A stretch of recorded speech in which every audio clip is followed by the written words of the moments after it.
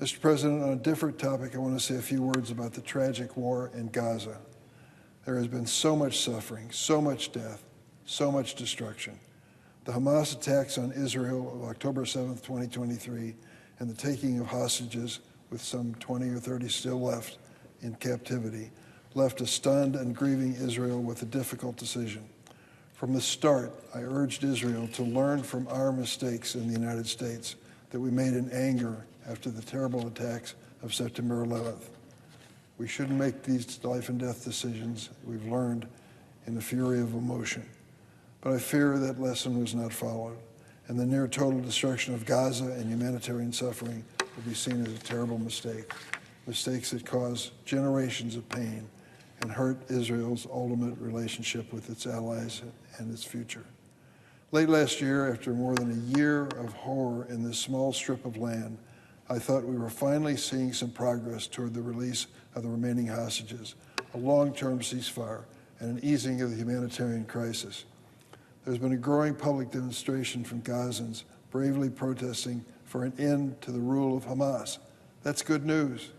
These protesters face serious threats and risk of arrest by Hamas, but they still do it, knowing Hamas has to go and does not have the people's interest at heart in Gaza. But instead of building on these modest but important openings, Israeli Prime Minister Netanyahu continues to put his own political survival ahead of everything. Instead of a more surgical response to Hamas or offering a long-term vision for Gaza under a reformed Palestinian leadership, Netanyahu offers nothing. He blocked all aid to Gaza for 3 months, with experts warning of mass starvation. And he restarted the fighting with no short or long-term strategy. The only strategy is to keep his coalition Israel intact.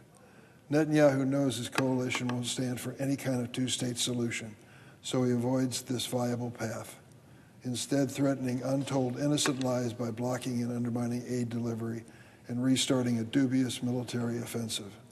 Key allies and the new Pope, Pope Leo, continue to make appeals to allow aid to flow into Gaza before the famine and starvation takes hold completely.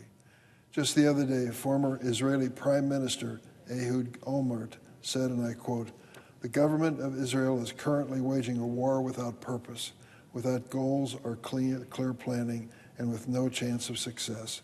Those are the words of former Israeli Prime Minister Olmert. I implore our Israeli allies to pursue a renewed ceasefire that sees the release of all remaining hostages, allows sufficient aid to flow, and advances a serious post-war vision for two states. Mr. President, I yield the floor.